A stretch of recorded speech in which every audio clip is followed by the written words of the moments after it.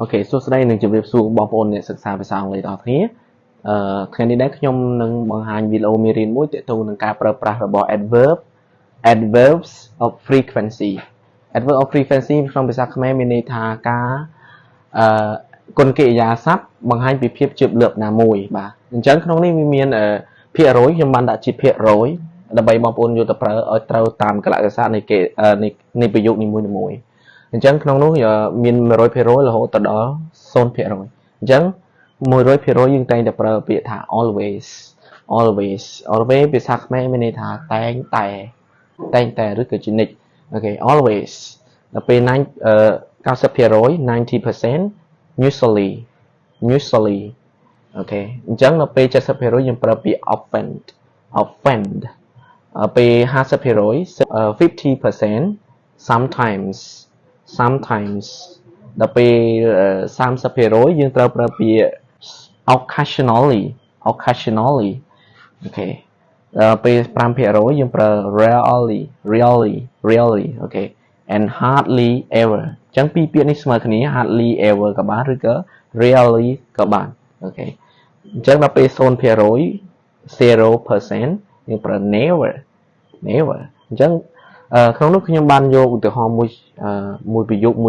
តាមពាក្យរបស់ adverb of frequency ហ្នឹងដើម្បីឧទាហរណ៍ជូនបងប្អូនអូខេមុននឹងចូលដល់ប្រយោគខ្ញុំចង់បង្ហាញបងប្អូនទាក់ទងនឹងការ time s រវាង always ហើយនិង sometimes អញ្ចឹងពីរពាក្យនេះគឺត្រូវមាន s ជានិច្ចបើអត់ s គឺខុសបាទគឺ always ហើយនិង sometimes អញ្ចឹងក្នុងប្រយោគ always ខ្ញុំនឹងបង្ហាញឧទាហរណ៍ជូនបងប្អូនអញ្ចឹងទស្សនាអ្នកនរ always like example like you are always late អូខេអញ្ចឹងអ្នកគឺតែងតែយឺតអត់ដឹងយឺតអីមករៀនយឺតឬក៏ទៅណាយឺតអត់ដឹងទេគឺតែអ្នកតែងតែយឺតអូខេusually example like we usually visit our parents on Sunday we usually visit our parents on Sunday យើងជាធម្មតាសួរសុខទុក្ខឪពុកម្ដាយរបស់យើងនៅថ្ងៃអាទិត្យ we usually visit our parents on Sunday អូខេ offend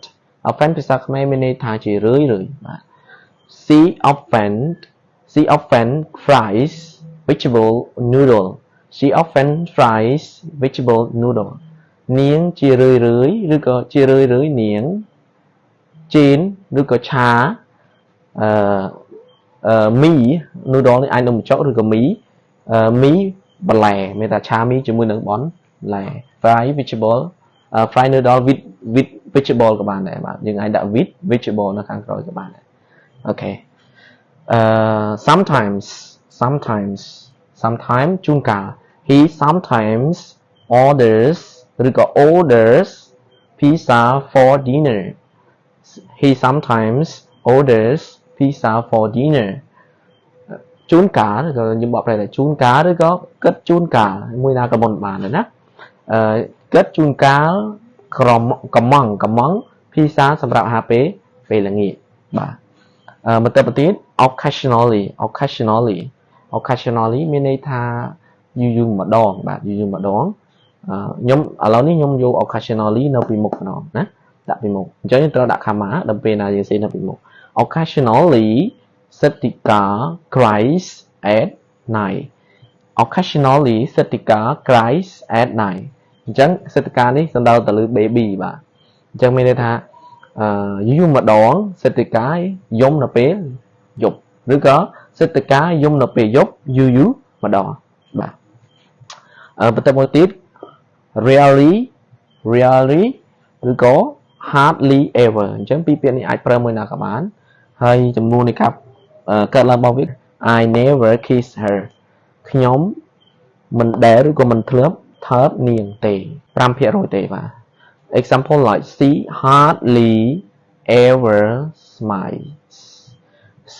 hardly ever smiles អ្នកខ្លះអាន smile អ្នកខ្លះអាន smiles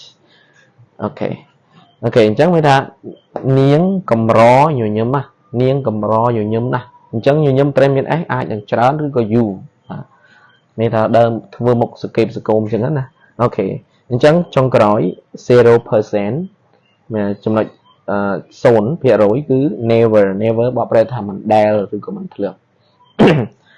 I never kiss her I never kiss her ខ្ញុំមិនដែលឬក៏មិនធ្លាប់ថើបនាងទេខ្ញុំមិនដែល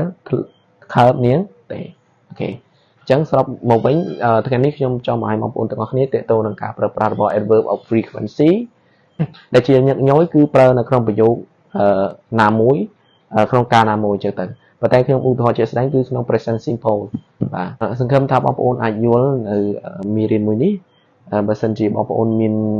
ចម្ងល់ចង់សួរបន្ថែមអាច comment នៅខាងក្រោមវីដេអូនេះប៉ុន្តែបើសិនជាបងប្អូនចេះច្រើនជាងនេះអាច comment ប្រាប់ខ្ញុំនៅខាងក្រោមវីដេអូនេះបានអញ្ចឹងសូមអរគុណសូមជម្រាបលាជួបគ្នានៅវីដេអូក្រោយ